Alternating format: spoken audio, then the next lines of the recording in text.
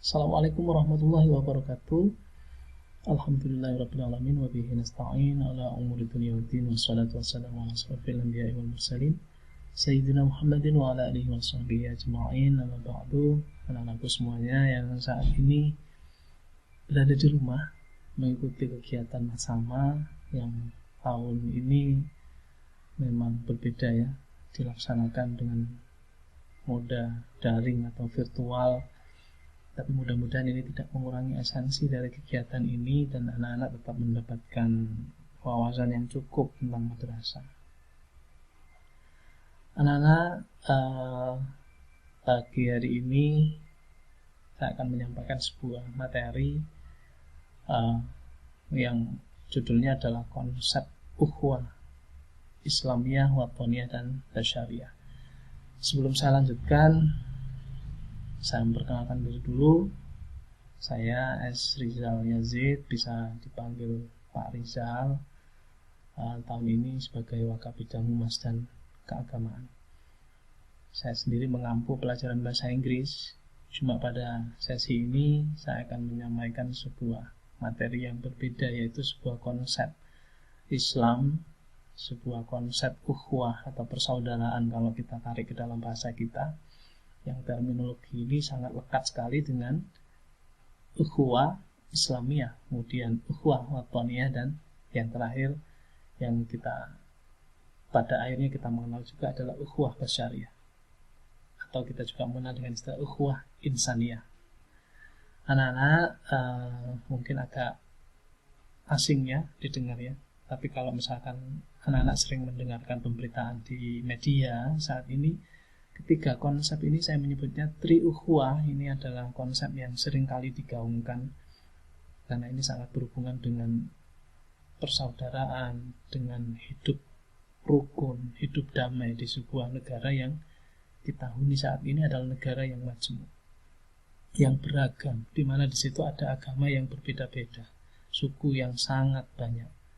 Nah, anak-anak, marilah kita memahami konsep ini dalam rangka membekali diri kita untuk tetap bisa berada dalam pemahaman bahwa negara kita ini adalah negara yang majmuk, bahwa kita adalah bagian dari negara ini yang harus senantiasa menjaga kerukunan dan perdamaian. Mari kita lanjutkan karena mungkin durasi videonya hanya sekitar 10-15 menit. Anak-anak, makna dari ukhuwah itu sendiri berasal dari kata akhu yang berarti saudara, sebuah kata dari bahasa Arab ya, yang ini bisa saudara kandung, bisa saudara seayah, seibu gitu ya. Kemudian ditarik menjadi kata ukhuwah, itu menjadi sebuah konsep yang di otak kita menjadi sebuah konsep tentang persaudaraan dalam Islam. Nah, dasarnya apa? Dalam Al-Quran disebutkan innamal mu'minuna ikhwatun faslihu baina akhawaikum wattaqullah la'allakum turhamun. Jadi kita garis bawahi kata innamal mu'minuna ikhwatun faslihu baina akhawaikum. Gitu. Jadi kita diminta, kita dihimbau, kita sangat disarankan oleh Allah, kita sangat diajak oleh Al-Quran melalui ayat ini untuk senantiasa mendamaikan sesama saudara. Saudara kita itu siapa? Nah, mari kita pahami bersama-sama. Nah, anak-anak mungkin masih ingat ya kisah ini ya. Jadi pada saat Nabi masih muda ya waktu itu. Jadi waktu Nabi masih muda, sudah belum diangkat waktu itu ya, masih ya mungkin usia kalian ya mungkin ya. Jadi waktu itu ada sebuah pertentangan ketika pada saat pembangunan Ka'bah dan peletakan Hajar Aswad. Kalian pasti ingat cerita ini ya. Jadi waktu itu Nabi Muhammad muda waktu itu tampil dengan bijaksana, karena suku-suku yang ada di Makkah waktu itu kan sangat saling menonjolkan keakuannya gitu. Suku yang A itu merasa paling kaya, kemudian suku B merasa paling kuat, suku C merasa paling berjasa gitu. Semuanya saling menunjukkan bahwa saya adalah yang berhak. Kemudian Nabi muda waktu itu ya, beliau mengambil selembar kain sorban, kemudian beliau mengajak para pembesar dari suku-suku yang tadi saling merasa berhak itu untuk saling memegang ujung kain itu gitu. Kemudian bersama-sama mengangkat. Nah, dari sini ini menjadi sebuah kisah kenabian yang sangat fenomenal gitu. Bagaimana Nabi waktu itu benar-benar memberikan teladan bahwa kita seharusnya, inilah seharusnya. Jadi Islam itu seharusnya seperti ini. Jadi menjadi rahmatan lil alamin. Jadi bisa mengayomi semuanya, bisa mengajak semuanya, dan bisa menunjukkan bahwa semuanya adalah mampu dan berperan. Sebuah prestasi ketika waktu itu Nabi masih belum diangkat menjadi Rasul gitu ya. Sudah terlihat kecerdasannya. Sebuah contoh yang patut kita teladani. Mari kita lanjutkan. Nah, ada 3. Yang pertama adalah ukhuwah Islamiyah, kemudian watoniyah, dan ada ukhuwah basyariyah. Nah, ini adalah konsep persaudaraan kita. Nah, yang pertama adalah kita bahas dulu ya, yaitu ukhuwah Islamiyah. Nah, dalam konsep ini kita sesama Muslim, kita berbeda mazhab, kita berbeda organisasi masyarakat, kemasyarakatan, itu tidak seharusnya menjadi hal yang dipertentangkan, apalagi sampai menimbulkan konflik, tengkar gitu. Jadi biarkan saja mazhab kita beda boleh gitu, ormas kita beda boleh gitu, kenapa enggak gitu, kita tetap bersaudara. Itu semua tidak menjadi lebih penting dari syahadat yang kita ucapkan gitu. Persaksian yang sudah kita ucapkan yaitu asyhadu an la ilaha illallah wa asyhadu anna Muhammadar Rasulullah. Jadi di bawah dua kalimat syahadat ini, perbedaan mazhab, perbedaan ormas itu tidak lagi menjadi penting gitu. Nah, anak-anakku semuanya, jangan mempersempit pemahaman tentang Islam. Jadi mungkin anak-anak sering sholat di sebuah masjid, kemudian di situ imamnya tidak melafalkan dengan keras, Bismillahirrahmanirrahimnya tidak dilafalkan, kemudian tidak pakai kunut. Itu tolong jangan dipertentangkan. Kita itu saudara dalam Islam, sama-sama Islam gitu. Jadi jangan mempertentangkan hal-hal yang remeh seperti itu gitu. Kenapa saya katakan remeh? Remeh ketika yang kita bahas adalah konsep persaudaraan, di mana Islam sendiri sangat menjunjung tinggi persaudaraan. Jangan sampai itu menjadi sebuah pertentangan. Oke, anak-anak, kita lanjutkan. Yang kedua adalah ukhuwah watoniyah. Ingat anak-anak bahwa kita bersaudara sesama Muslim. Tapi kalau kita tidak sesama Muslim, maka ingat bahwa kita memiliki konsep yang kedua, yaitu ukhuwah watoniyah, bahwa kita bersaudara dalam ikatan kebangsaan. Jangan kita berkonflik karena kita beda agama gitu. Mungkin sederhana ya, seperti saat ini, situasi pandemi saat ini, tidak semua dokter Islam yang menangani pasien Muslim gitu. Tapi apakah dokter-dokter itu mempermasalahkan? Ditanya agamanya, agamamu apa? Islam bukan, Katolik bukan. Kalau Katolik tidak saya tangani, kalau Islam tidak saya tangani, tidak.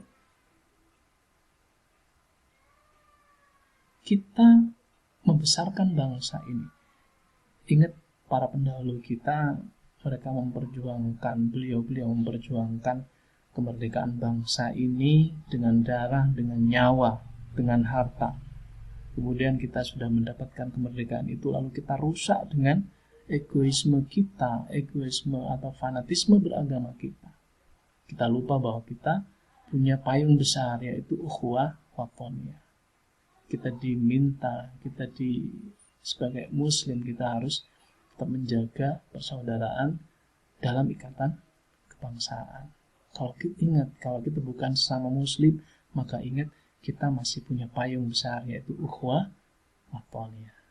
Ingat pendahulu kita, ingat para pahlawan kita yang memperjuangkan negara ini sampai seperti saat ini.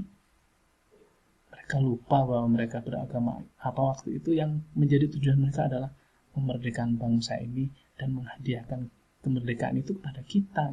Dan kita yang sudah mendapatkan itu, kita rusak semuanya dengan fanatisme yang kita mengatasnamakan agama. Kalau saya bilang, karena agama, kenapa saya bilang mengatasnamakan agama? Karena agama kita itu tidak mengajarkan pertentangan gitu. Lalu yang ketiga adalah ukhuwah basyariah. Ini jauh lebih luas lagi gitu. Kita mungkin berada di mazhab yang berbeda, kita ormas yang berbeda, kita agama yang berbeda, jelas. Mungkin ya, kita juga berada di negara yang berbeda, bangsa yang berbeda. Apakah lantas ketika ada orang yang di luar negara kita mengalami sebuah bencana dan kita tidak membantu? Maka jawabannya adalah kita masih punya payung besar, yaitu ukhuwah basyariah, persaudaraan atas nama kemanusiaan. Nah, ingat ya, mereka yang tidak seiman, tidak setanah air, mereka juga adalah saudara kita. Saudara kita apa? Sesama manusia. Nah, saya teringat kisah Nabi Muhammad waktu itu sebelum beliau wafat. Jadi beliau itu setiap hari itu menyuapi seorang Yahudi yang dalam keadaan buta gitu. Jadi buta dia. Dan Yahudi ini setiap hari mencaci Nabi Muhammad gitu. Muhammad itu dicaci setiap hari, bahkan di depan beliau dia masih mencaci gitu. Di depan beliau yang saat itu menyuapi itu dicaci. Tapi Nabi waktu itu apa? Sampai malaikat sebel kan itu. Tapi Nabi tidak marah gitu. Dengan lembut hati tetap makanan itu tetap disuapi Yahudi itu. Dan itu dilakukan setiap hari. Bayangkan, menyuapi orang yang setiap hari menghina kita. Kemudian pada saat itu Nabi Muhammad wafat. Kemudian Abu Bakar yang meneruskan beliau sebagai khalifah menanyakan kepada Aisyah, ada nggak sunnah Rasul yang tidak saya lakukan saat ini? Kemudian Aisyah menceritakan bahwa ada satu yang selalu Rasul lakukan, yaitu menyuapi seorang Yahudi di sudut pasar sana. Kemudian Abu Bakar menuju ke sana, kemudian disuapinya.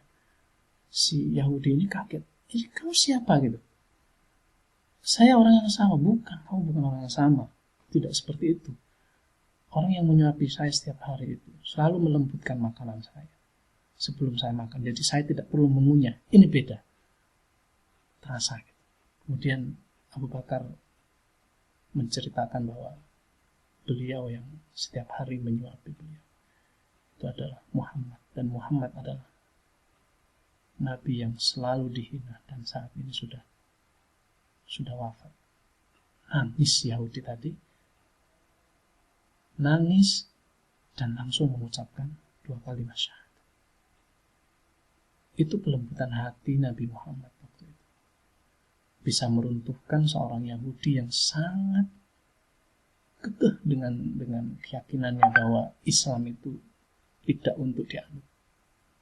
Tapi dengan kelembutan hati Nabi Muhammad SAW, akhirnya Yahudi tadi Islam dengan sendirinya, dengan kesadaran hatinya.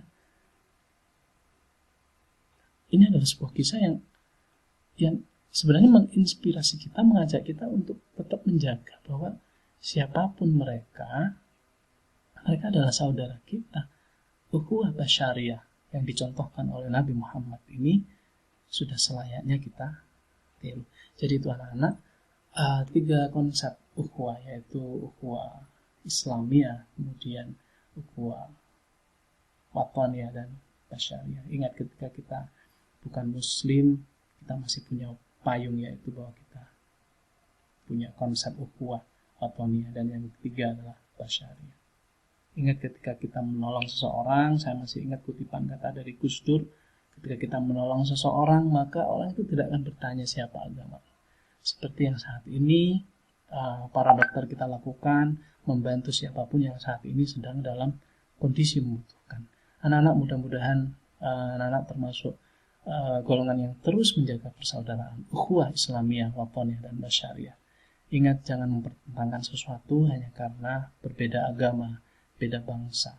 Kita masih punya payung besar, yaitu ukhuwah basyariah. Terima kasih sudah menyimak video ini. Mudah-mudahan kita semua diberi kesehatan. Assalamualaikum warahmatullahi wabarakatuh.